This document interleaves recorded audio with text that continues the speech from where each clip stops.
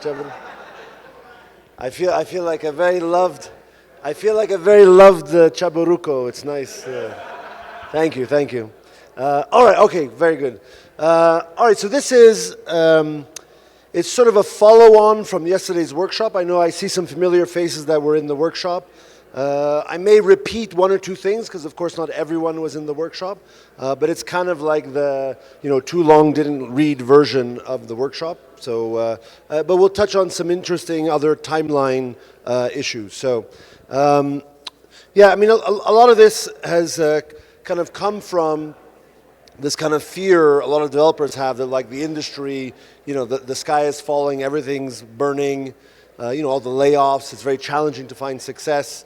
But I've been engaged for 30 years, and I've seen ups and downs, and I'm like, it's fine. Everything's fine. Everything's going to be fine. And really, I believe in indies. I believe in startups. I believe in developers that are creating their own games and own IP. And I really believe in the idea of connecting with audiences. And this came up in the conversation with Mario yesterday about really the superpower for indies is to be able to connect with a community, connect with an audience, and have a real relationship with your fans. And I think if we focus on that, then really everything's going to be fine. And so, when we're talking about business, currently game industry roughly estimated about 180, 190. Depending who you ask and whatever, but let's just call it $189 billion worldwide. PC games represent about 21% based on the most recent data. Consoles at 24%, mobile at 55%. I actually focus most of my time and investment efforts on the 21% of the PC market. You kind of get console afterwards. It's relatively easy to port. And if you make a good PC game, you can kind of, more or less, it can also work on console. Mobile, although it represents more than half the market globally, I don't really focus on it because it's a very difficult, all of games is hard to find success, but mobile is even harder and requires such a specialized set of knowledge in terms of economy balancing, free-to-play monetization design, data science, user acquisition, all of these kinds of things that generally, startups and passionate indies don't have that knowledge, right? Indies it's artists, it's designers, it's programmers, musicians, writers, etc. It's not data scientists. It's not, monetization, economy balancing. These are skills. So I tend not to really touch that so much. But anyway, so 21% of the 189 billion means that we're really looking at, call it the $40 billion PC market as kind of the focal point. And there were some VG insights, right? We were talking about data sites yesterday, so VG, Video Game Insights. This is looking at indie game performance in 2024. And really the most interesting data point is down there, which for the first time, indie games or games made by indies are approaching roughly 50% or 48% of the Steam game sales. So this is impressive, right? This sort of speaks to the innovation, creativity, and power of indie games. So if we look at that, then really what we're talking about is about 19 billion. Now that, of course, is before Steam takes their cut and, taxes and refunds and all that kind of stuff. But more or less, from the, call it 200 billion overall global market, really the pie, the piece of the pie or the slice of the pie that as startups and as indie developers, what we're fighting for, we're trying to get a piece of, is really this kind of, call it 20 billion, 19 billion dollar slice. And so then also, 9 of the last 15, of the top 15, games in 2024 were made by indie or even solo developers. So, for example, Balatro would be, on the list, practically a solo dev. Actually, in Canada, in Saskatchewan, which only one person here knows where that is. It's literally in the middle of nowhere in Canada. Anyway, so really, really powerful. Almost half the platform revenue on Steam by indies. more than half of the top 15 by unit sales coming from indie or solo devs. And so this kind of came up in our conversation yesterday with Mario. Success is no longer linked to team size, right? A solo developer in the middle of Canada can, release Balatro and make tens of millions, hundreds of millions of dollars. And whereas the large AAA studios are the ones that are struggling. And as a side note, most of the layoffs is actually in the United States, and most of those layoffs are actually in California. So it has a lot to do with sort of, costs of doing business and the inflation, all this kind of stuff. But indies, I think, are in good shape. And so then we're like, all right, 20 billion, let's go. I can be a solo developer and just bask in the glory and collect all the pesos. But this came up yesterday. Hope is not a valid business model. You have to engineer your success, right? Still, too many developers, too many creators focus on the art, focus on the passion, and they just make what they make, and they just hope for the best. Maybe they succeed, maybe they fail. And a bit in the conversation yesterday, if you don't care about money, if you have a day job and you're just doing this for the love of creation, then no problem. Do it, release it, and you hope for the best. But if you're really trying to build a career, build a business, then you have to engineer that business. You have to really, be deliberate in what you do. And so, if you look at a lot of the success that happens, it's like, what if I told you it was intentional? It wasn't just luck. It wasn't just, hope. And a lot of the successes that occur is because people are making very deliberate, very intentional choices in terms of the genres they make, the marketing they do, the community building, the partnerships they have, etc. So this is sort of the key message, is to be more intentional. And so what do developers do? Most of the time, they make a cool prototype and then they chase publishers. Right? And I've heard it the whole event. It's like, oh yeah, I'm working on this, and then at some magical moment, I'm going to go find a publisher, and they will save me. And they'll fund me, they'll worry about the marketing, they'll do all those things that I don't know how to do, and I'm just going to focus on my demo, my prototype. And my sort of key lesson is to stop pitching. Which sounds crazy because, I get pitches all the time. It's important for me to see what's going on. We invest, we sign deals and stuff. But my key advice to developers, to everyone in the room, is stop pitching. This came up in yesterday's workshop. And why is that? Publishers and investors are not your client. Right? It's pitching to us really is actually a waste of time.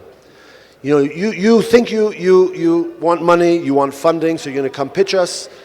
But the lack of money is not the problem. The lack of money is the consequence of not doing all of the other hard work with regards to building your audience and doing your marketing and so on. So coming to chase investors and publishers for the money is not going to help, and it's actually a waste of time. So this I covered in the workshop yesterday. But I asked a bunch of publishers what their deal flow pipeline looks like. And this is not a super scientific study. I mean, I know a lot of publishers. I emailed a few dozen of them and sort of said, what do the numbers look like? And so basically, for every 1,000 pitches they got, they signed 1 or 2 games. So 1.5, 1 or 2 games. That's less than 1%. That's a fraction of a percent. Most publishers see 3,000-4,000 pitches. Maybe in a year they're signing 5, 6, 7 games. The other thing I said yesterday was, more or less, publishers are signing the same number of games that they've always been signing. There was some commentary, post-COVID, that deals weren't being done, publishers were not signing, nobody's signing. Yeah, they're still signing 1 or 2 games per 1,000. The problem is there's way more games that are getting pitched. So they say yes the same amount of times, but they say no several thousand more times than they did before COVID, when there were less games being pitched. Anyways, so for all of you who thought, I'm just going to work on my demo and then I'll go get a publisher to save me, are you going to be the 1 of 1,000 that they're going to sign? I mean, that's hope. right? That's a bit of a gamble, and I don't like those odds. And on the investment side, A16Z is one of the largest investors. I'm with Griffin, which is in fact is the largest with over $1 billion under management. Andreessen Horowitz, or A16Z, they have about 800 million, so a little bit smaller than Griffin. But they run something called Speed Run, which is their like incubator accelerator program. And the most recent cohort, which was just a couple months ago, had over 10,000 startups that applied, and from the 10,000, they only selected 60. So again, a fraction of a percent. So again, if you think, oh, I'm going to go to the US and pitch to all those investors and those big funds and whatever, it still is, the odds are against you. That's just one example, of a specific program where they published their admission numbers and selection numbers. All right, so what normally happens, you go out there and pitch, and you get the not a no, not a yes answer. Right, I'll come back later, looks interesting, too early. This happens a lot. So for those of you who have been out there pitching, this tends to be what happens. And I covered this concept yesterday, but I'll repeat it because I think it's super critical, in that really when a publisher or an investor says, not now, really what they're saying is, it's too risky. What you're showing me is still too risky. And so I came up with a concept of the FOMO versus risk crossover. FOMO, of course, being fear of missing out. And the bottom axis is the idea of creating market evidence. Market evidence is things like wish lists and trailer views and Discord subs and newsletter subscribers, viral TikTok posts, this kind of stuff, all the social media, all that kind of stuff. And so the more evidence you create, the lower the risk, right? If I have a game with 0 wish lists, it seems very risky. If I have a game with 1 million wish lists, so I've created lots of evidence, it seems much less risky. So as I create more wish lists, more trailer views, more TikTok posts, whatever, perceived risk goes down. And then at the same time, as I'm doing that, I'm creating hype. Everyone's seeing what I'm doing. I'm rising on the charts, etc. And so I'm building this sense of FOMO amongst the investors and publishers, that this is going to be a hot game, a successful deal. If I'm not in the deal, I'm losing out. So the FOMO effect. But if I haven't created enough evidence, it's too early, right? I've not de-risked, I've not created the FOMO, and it's too early. Or maybe it's still no buzz being created, it's sort of too risky in the end. But once I cross over the FOMO and the risk, then I enter the magical deal zone. That's where the offers start to come. I pitch, and then they say, yes, let's do a deal, as opposed to come back later. Now, of course, the challenge is I cannot measure with any precision what the crossover is. I don't know. I joked yesterday and I said, well, is it 1 million and 1 trailer views that now you're in the deal zone, or is it 10,001 wish list that now you're in the deal zone? It can be measured. Of course, it's always more, but it depends. Some investors have a greater appetite for risk. So maybe the deal zone happens earlier. Other publishers maybe are very risk averse, so they want to see way more wish lists before they commit. So it sort of always is a sort of a sliding scale. But conceptually, if you're out there trying to get funding, trying to pitch, and you're getting the come back later type response, what it means is you have not entered the deal zone, which means you have not created enough evidence to lower the perceived risk and increase the FOMO. So that's really, at a very sort of high level, what's happening. All right, and so I talked about this yesterday. This is the new era of evidence-based investing, where you need evidence to get the funding, and you need the funding to generate the evidence. And so that's kind of like, that's really where the trap is. And so business priority is speed to evidence. So as a game developer, it's not just I got to make my demo, make my prototype, but it's how quickly can I generate evidence that players want my game. Wish list is an indication of that. Trailer views is an indication of that, et cetera, et cetera. So speed to evidence. So we need a new approach. We need a model to make a great game and generate evidence of player demand in parallel. As soon as we start, we need to be finding what we call market signal, that there's interest, that there's demand, etc. So how do we do that? What does that look like? I mentioned this yesterday. I did a comprehensive lecture at GDC a couple of years ago called Community Validated Deployment that goes into this topic in much greater detail. It's a free lecture on the GDC Vault, so you just go to GDC Vault, plug in my name, and you'll see a bunch of my lectures, and this being a critical one of how to manage the production process and do competitive analysis and all this kind of stuff. So I won't go into that detail here, but I'm just referencing the lecture.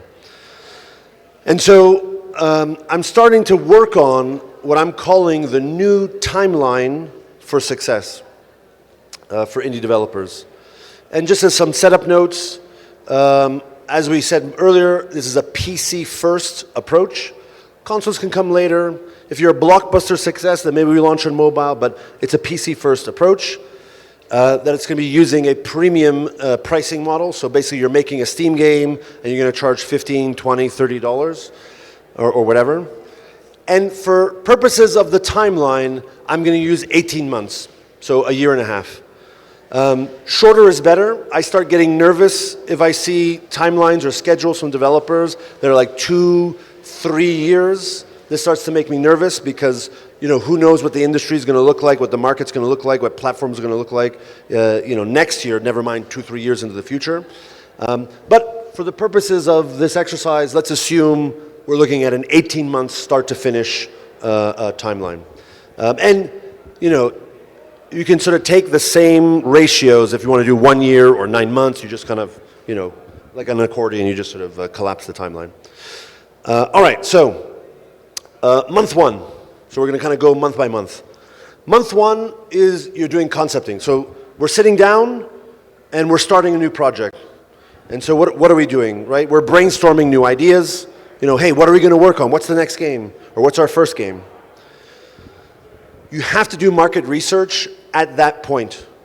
We covered this in much more detail in yesterday's workshop, but as you're coming up with ideas, you have to pause and start using the websites like VG Insights and SteamDB, How to Market a Game, Game Discover Co., to find supportive data that the style of game that you want to work on, the genre you want to work on, is actually succeeding in the marketplace. Yesterday during our chat, we kind of were picking on the point-and-click adventure and platformers, that today, those styles of games, those genres of games, don't sell. Even if they're beautiful, even if they're fun, they just don't sell in the marketplace. And so if you're sitting down and brainstorming the next idea, and everyone's brainstorming platformers, do your research and then you realize, oh crap, if we actually wanted to make money, we probably shouldn't make a platformer. So in month one, as you're brainstorming, as you're coming up with your new ideas, you also have to do the market research, and you start developing those early concepts, with concept art, maybe some proof of concept, very rough prototypes.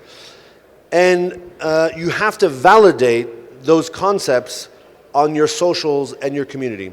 If you have an existing community, okay, you post something in your Discord or wherever your followers are. If you don't have a community, then maybe you kind of go in a subreddit for a competitive game that you think people who like that game. If let's say I'm working on a city builder, well then maybe I go to the Sim City or the City Skylines subreddits and say, hey, I'm working on a city builder inspired by Sim City. I'd like feedback from everyone, this kind of stuff. So you have to go out into the world and start finding that market signal that your idea, your concept is actually of interest. All right, there's a really useful tool called Marcan, short for market analysis, where it's a plugin for Excel or Google Sheets, and you could plug in the comparable games. So if I'm working on a city builder, okay, I put City Skylines, I put Timberborn, I put a dozen or 2 dozen city builders, and then it will scrape all the data out of Steam and start doing a market analysis and sales potential and feature listing and all that kind of stuff. So it'll extract a bunch of data from Steam. So, and I believe it's free. So you can download that and start sort of fooling around Whereas let's say if I'm making a platform and I plug in a bunch of platformers, the data is not going to look too compelling. So just as a little tip there. All right, so that was month 1. Even better if you can do it faster than a month. But let's say we get through that, we do our research, we have concepts, we shared it publicly, people gave us good feedback. So month 2 now, I'm really working on the prototype. Right now, I have a sense that the game I want to build, there's market potential. I got good feedback from my community, from socials. So now I'm really digging in, I'm building the prototype. And here now, you really have to front load the visuals. Historically, a lot of game development, the visuals were polished later.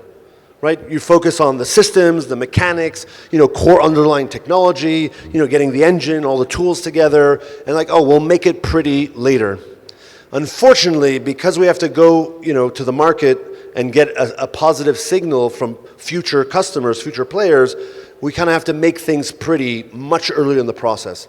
So maybe not ideal from a pure production standpoint, but that's the new reality. So you have to front load, visual polish, literally at the beginning of the prototyping phase. And critically, it should always be playable. If someone says, I want to play this, you should be able to share it, and someone should be able to play it without you sort of standing over them or it not working or crashing and burning. So pressure to have a very disciplined development process to have a playable build, from the earliest phases of development. All right, so that's month 2. Now, month 3, we're going to start putting the game into players' hands. Initially, kind of friends and family. So other game developers, literally your friends and family. We're going to start getting feedback. So of course, we're still working on the game, building, as I said, always playable. And now we're going to start doing our play testing with friends and family. And so here now, we're just starting month 3. We're barely 2 months into production or 2 months into the new project, and we're already getting people into the game. Friendly people because it's friends and family. And you can start measuring the average playtime. This came up in conversation yesterday as one of the key metrics is the average or median playtime in the build. So you're starting to already measure this from the earliest phases of production and development. Yesterday I showed this chart in the workshop. This is from my friend Chris Zakowski from the howtomarketagame.com website, where he has a whole section on benchmarks. Where benchmarks on wish lists and Steam page conversions, reviews, all this kind of stuff. There's a whole bunch of really interesting benchmarks. But this is the one that I was referring to yesterday, whereas, if people are only playing your game a few minutes and bouncing, this is a bad indicator that your game is likely to not succeed. If people are playing your build for an hour or more, not a guarantee of success, but it's a very strong indicator that you have a compelling gameplay loop, that you've got sticky gameplay, and in my mind is one of the most realistic indicators of future success for your project. So you want stickiness. So it's the start of month 3, and we're already measuring playtime and seeing what the engagement level in the game is like. All right, so month 4, we're going to announce. So we've concepted, we've validated, we have a prototype build, we're already doing playtesting with friends and family. Now we're going to announce the game. So we're only a few months into development, we're announcing. Of course, we're still working hard, we're still building, game is always playable. You have to generate 30 seconds gameplay trailer. This doesn't have to be a sexy, Hollywood with voice actor, whatever. It can just be raw 30 seconds gameplay, but it has to look good. It has to be, we front-loaded the visuals, so it should look good. 30 seconds gameplay trailer, this is critical. Now we announce the game with that trailer, we put up the Steam page, and the call to action is not go wishlist. The call to action is come join the playtest. Come play. We covered this extensively in the workshop yesterday. So we're announcing the game, cool gameplay trailers going up, Steam page goes up with a gameplay trailer and some nice screenshots because we front-loaded the visuals, and all of our social media spamming is saying, come play, come join, come play, we want your feedback. So month 4, so really front-loading, playtesting, and marketing. All right, now months 5 through 10, we're doing private play testing. Of course, you're still working on the game, hardcore, game is always playable. And now you're doing monthly private playtesting. The social media content is about the playtesting. You're saying, hey, next playtest is coming this weekend. This is what we have this feature, this is what we're doing, come join. You're posting in social media, little gameplay clips, trailers, animated GIFs, screenshots, whatever. The playtest happens, then you thank everyone on social media, you report, on all your channels, what happened during the playtest. Then the production team goes through all the feedback, and then you adjust your backlog and production schedule, and you plan your next, say, 3 week sprint, and then you tell everyone, this is what we're going to work on. We got lots of feedback that our UI was confusing, so we're going to fix that for the next playtest. Boss number 2 was way too hard, so we're balancing the difficulty on boss 2. That will be in the next playtest. And so you're communicating to your existing fans, your existing community, but you're also communicating to kind of would-be fans or future fans, and the content is the action of the playtest. Here's what we did, here's what we're doing, here's what we're fixing, here's what's coming next. Bring a friend, we're doing it again. And so whoever's doing your social media and community management is really using the playtest as the content of what they're spamming out. Rather than what a lot of game developers do is like, okay, I'm just going to post a screenshot every day. And they just post a screenshot, and it's like, okay, but it's not very meaningful. And as it said here, the production sprints follow the playtesting cycle. So you're aligning your sprints, your feedback process, how you manage tasks and backlog to preparing the build for the next playtest, and everything sort of follows this cycle. So let's say that's like the core production over those 5-6 months. And again now, you're monitoring the median playtime. When it was friends and family last month, maybe it was a bit early and the numbers were preliminary, but now you're doing monthly playtests, you're getting hundreds, potentially thousands of players into the game that are not your mother, not your best friend, not your boyfriend or girlfriend. These are kind of, real people out in the real world. All right, so important, we're monitoring playtime. Now, the next 5 months, the public demo will go up. Here, this is all private playtesting, meaning people have to come, sign in, they have to get permission to get access to the build. It's in private. I can't just download it publicly. Now, once I've done that long enough and I'm hitting, let's say, that 60 minutes average playtime, the build is very polished, the core loop is very sticky and engaging, now I do public demo. Of course, I'm still working hard, production's still intense, always playable build, and let's say this is where I would do my announcement of the release date. We've been doing this now for 10 months. In our minds, we're releasing 18 months. So we have a sense of when our release date is. We have a sense of what the rest of the production schedule looks like. So we do a new trailer and says, okay, the announcement of the release date is, XYZ date. And at that moment, the public demo goes up on Steam, available for download to anyone who goes to the page. So you're using the announcement of the release date as a marketing beat to also then release the demo. And when that happens, you start to get invites. Well, it could happen that you get invites to different festivals and showcases, but also that's the opportunity for you to then submit the demo and your game to showcases and festivals and all this kind of stuff, which will help kind of with visibility of the game and bring wish lists and more players to your community, etc. Critically, this version of the demo is going to be kick-ass because you've already been doing like 9 months of playtesting. One of the biggest mistakes that developers do is the first time anyone outside of the team touches the game is when they launch the public demo. And then they get shit on because there's a major crash bug, the UI is no good, the boss on level 2 is too hard, there's balancing issues, all this kind of stuff. So when the public demo goes up, it has to be so kick-ass, so polished, so smooth. And how do you achieve that? It's because you've been doing 9 months of private playtesting to address all of those issues before it goes public. All right, but now this is still like 5 months of this. Public demo is up as 5 months. You're still working on the game. You're still measuring median play time. You're still getting feedback from the community, et cetera, et cetera. And also, this is where you would start some of the influencer or Twitch streamer outreach. Because the streamers generally only do it when there's a public demo.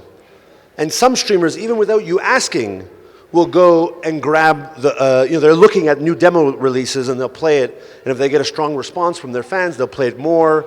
And then they'll push, and then that'll also drive downloads and wish lists and community membership, all this kind of stuff. So it's at this point where you can start doing some of the, call it more organic streamer outreach. All right. Month 17, we're getting close to launch. We've timed it and scheduled it that there's a Next Fest, and we participate in the Next Fest just ahead of launch. Of course, we're still working hard on the game, still a lot of development work to do. Build is always playable. Demo is super polished at this point, right? We had 9 months of private playtesting. We had 5 or 6 months of the public demo being worked on, polished, feedback, all that kind of stuff. So now when you go into Next Fest, which is very driven around demos, it's like, oh my God, your demo is so kick-ass, and you have all this momentum behind you as well.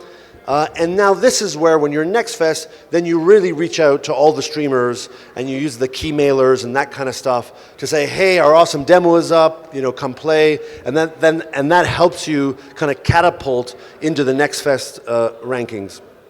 All right, so that was the Next Fest announcement, and now it's month 18, we're done. Game's going into early access. We launched the game. Remember, early access launch is the launch of your game. Your game is now publicly available for purchase. Game is out. Whether or not, you're still, obviously it's early access, you're still working on it, but the game has launched. You have to keep building the game, right? Early access, you're not done, but you're still working on the game. And you have to have continued engagement with the community. You're still adding content, you're still adding features, you're still balancing and polishing. But by that time, you have a very big fan base, big community. So this my horrible diagramming skills is kind of the new timeline for success. And these ones, I kind of have the arrows because they're sort of iterative processes, right? So here, the concepting phase, I may be brainstorming and testing and validating multiple times. Like the first idea I have, maybe I post it on Reddit and I get not great feedback. Okay, we scrap that idea, we go again and again and again. Okay, then proto, friends and family, we make our announcement. Private playtesting, because this is multiple months. I'm every month cycling and cycling. Same thing, public demo is up. I have multiple months of polishing, releasing updates. Then it's Next Fest, then it's early access launch. So that's sort of I'm still refining it, I'm still working on it. As I work with studios, this is kind of the timeline I have them working on. And a lot of the successes we see today follow a version of this type of timeline. All right, so some key lessons. You have to validate the concept at the start. You have to do the market research. You want to know that platformers don't sell in month 1. You don't want to find out that platformers don't sell in month 16. And why are we not getting wish lists, and why is no streamers playing and whatever. So you have to validate the concept at the start. You have to get players into the game super early, right? We like, what was it, month 3 or month 2? Month 3, we're getting friends and family. Month 4, private playtesting already starting. So very, very, very early in the process. And essentially, playtesting is your new religion. Everything has to be around playtesting, getting players in the game, and measuring that average playtime, that median playtime. And you have to focus on building launch momentum. As developers, you can no longer focus on just making the game. Not enough. If you want to have any chance of success, you also have to think about launch momentum, building up that community, right? Getting feedback on the builds, reaching out to streamers with a polished demo, all that kind of stuff. So launch momentum is really what you're working towards, not just getting the game made. That's not enough. Then you have to create evidence of success at each step. Are players signing up? Are they giving feedback? Are they wish listing? Are the trailers being viewed? What's the response, etc.? So every step of the way, you're getting this feedback, this validation. There's no guesswork. There's no hope. This is real evidence, real data, real validation. And once you focus on that, then all of the doors start to open up. Then you have, and we kind of joked about this yesterday, the publishers and the investors will call you. They'll DM you and say, hey, I saw your trailer, got 1 million views. Hey, do you need some money? Are you still looking for a deal? Right? They'll actually come chasing you. Or Xbox will reach out and say, oh, we saw what you're doing. Do you want to discuss a Game Pass deal? Or festival, the folks who run festivals will say, hey, do you want to be part of our upcoming Steam Festival? All this kind of stuff. So once you really focus on this kind of stuff, the doors really start to open up. And then hopefully with that kind of focus on the timeline for success, that'll give you a bit of a new recipe for all the dollar bills to come raining down upon you. Thank you so much.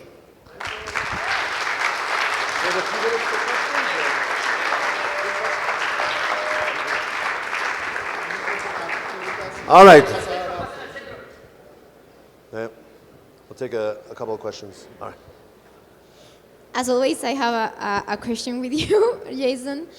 You talk about some valuable examples of, for example, timelines and all this stuff that it's going to be like super important in the development process. But I would like to ask like directly, when we are like doing certain game genres, like for example narrative novels and stuff like that, it's tied tightly to a story, is it valuable to actually have like players from the beginning of the creation of the project?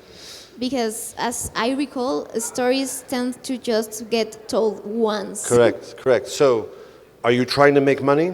Yes. Then don't make story games. Okay. Right? So, lesson number 1, validate your concept early.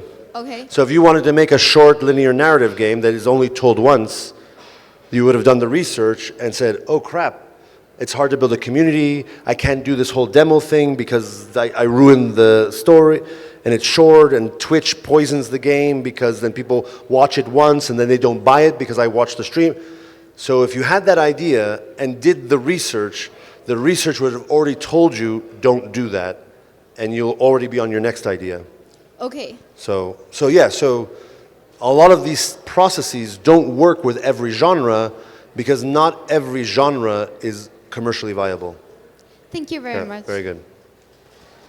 All right. Yeah. When you talk about communication, all the TikTok, social media, and inviting the players to play your game, what do you think about language? As you know, we all are doing everything in Spanish. It's a problem that I have. My TikToks and everything in Spanish, and I don't know, you do it like the same name of the game in English or just do it in Spanish because you are appealing to the Mexican, Latin American community. What are your thoughts on that? Yeah, I mean, probably focusing on Mexico is not big enough of a market. But I mean, how many Spanish speakers are there in the world, right? I mean, you have all of Latin and South America. I mean, not Brazil, but you have Spain and other places. So the Spanish-speaking market globally is fairly large. That I think if you, because of your own language skills, said, I'm not going to stress about my language. I'm going to focus on Spanish.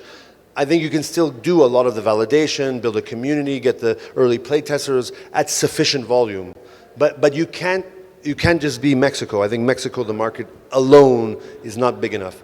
Eventually, you will have to, do English. You also have to do Chinese and German, and for localization to really have at global scale.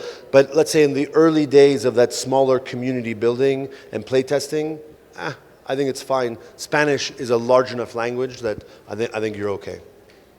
So, very good. Hi there, my name is Aldo.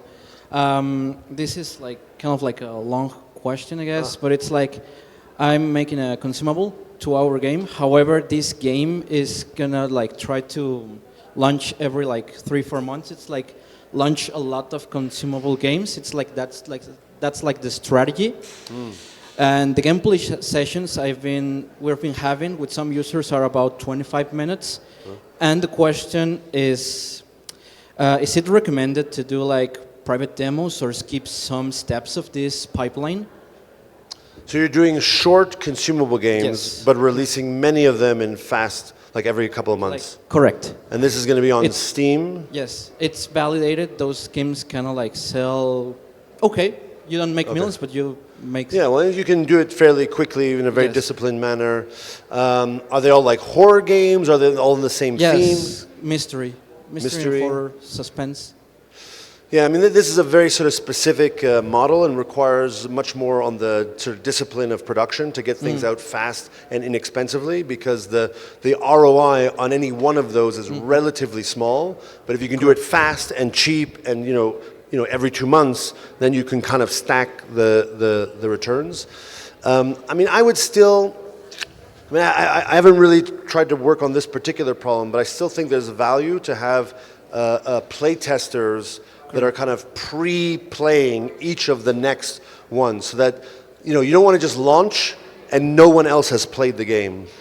So you'd probably still want, like, what you can even do is you can have like your Discord community, and then you can have like your, I don't know, your like super detectives, and they're, you know, have a special role. They're your hardcore players. They're your biggest fans, and they get the preview of the next, you know, upcoming novel to kind of play through it. So they can like kind of validate it. Like Yeah, and they can sort of validate it and smooth out the edges. Because what you don't want to do is release something that's unpolished and has no feedback from real players.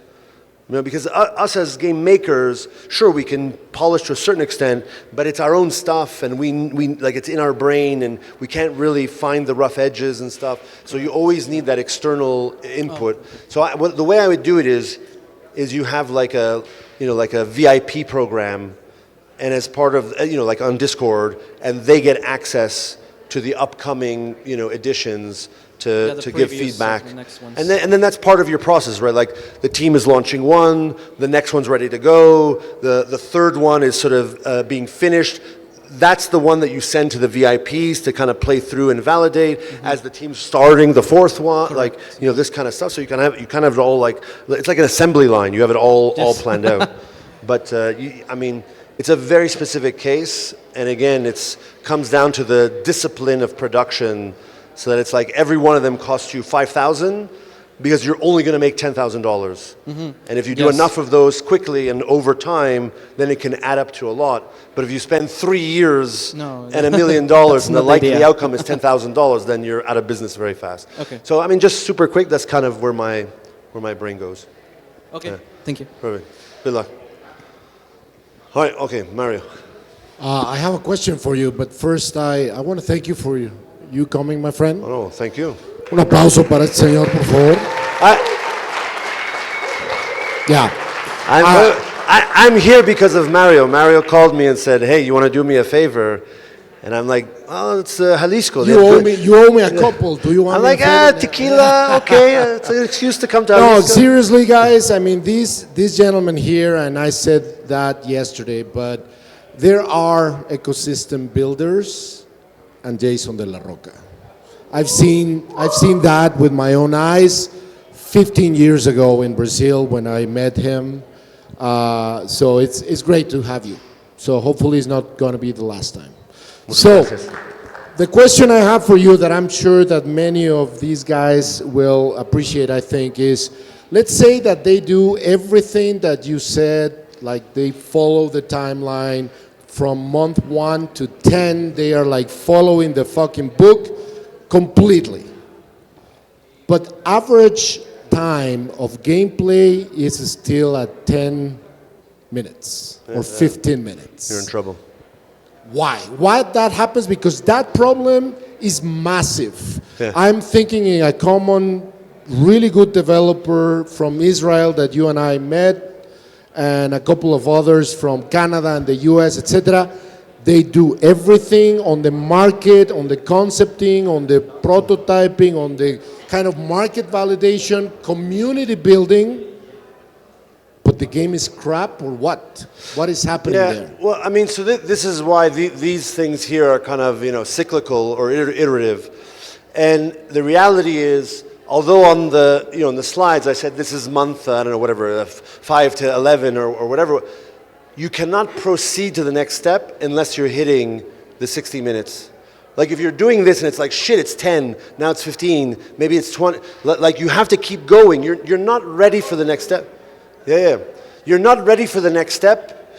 Even if your budget is running out and it's taking more time, like you're just not ready. And I don't know the answer because it depends on each game, but that's the answer or the question that the team has to figure out. How come people are dropping? Why are they stopping on level 2? Why they, like there's so much playtime, but the average is so low. What is it? Is it a crash bug? Is it a UI problem? Is it it's boring? Is it the boss on level 2 is too hard and everyone gets frustrated and they drop out? Like this is what you have to figure out and then what you have to fix. And it came up, I think yesterday someone asked about analytics and data. And so some of it is intuitive as designers, as creators. Some of it the players will tell you. Like everyone complains, level 2 boss, too hard, I got frustrated, I never want to play this again. Okay, let's balance boss 2. Some of it they cannot articulate and it's in the data. And so you have to turn on like Unity and Unreal. They have embedded analytics and telemetry packages that allow you to measure what's going on.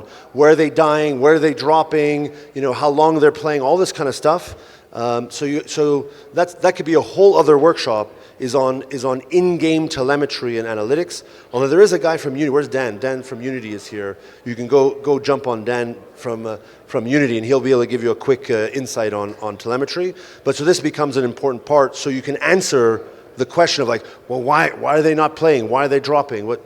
And the thing is, your passion to build the game goes completely on priority number 10 because you need to figure out how to solve that engineering problem.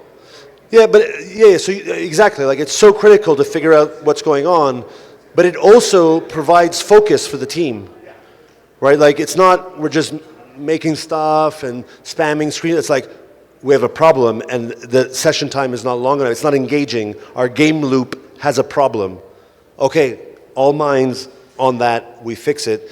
And luckily, you're doing an iterative process. So you always have a playable build, you're always running a play test, you're collecting new data, you make changes, and then you run another play test. Does playtime go up? Does it go down? Does it improve? So yeah, maybe for Abner next year, one of the talks should be on analytics and telemetry. I think it'll be valuable. Yeah. Okay, anyways, I think time's up. Muchas gracias. Thank you so much. Buenas tardes. Awesome. I get it. Wow. Awesome. Thank you. Awesome. I get another certificate. Thank you so much. There you go, a certificate, and then we need to sign for next year. We've got some presents for you. Tentación Azul, Plata, Tequila Plata, Tentación Azul, Tequila Plata. There we go. Thank you. Big shout out to Jason. Thank you so much for that amazing thing. Yeah, let's go with the picture. If I open it, I can't bring it home. So. Exactly. No, thank you, Jason. Muchas gracias, Jason, for this amazing talk. Next year, analytics. Yes. And you'll give it or what? No, that's not. But he'll bring us someone. Yeah. There we go. We have cameras here. Awesome. So, all right, let's take a picture. Thank you so much, Jason.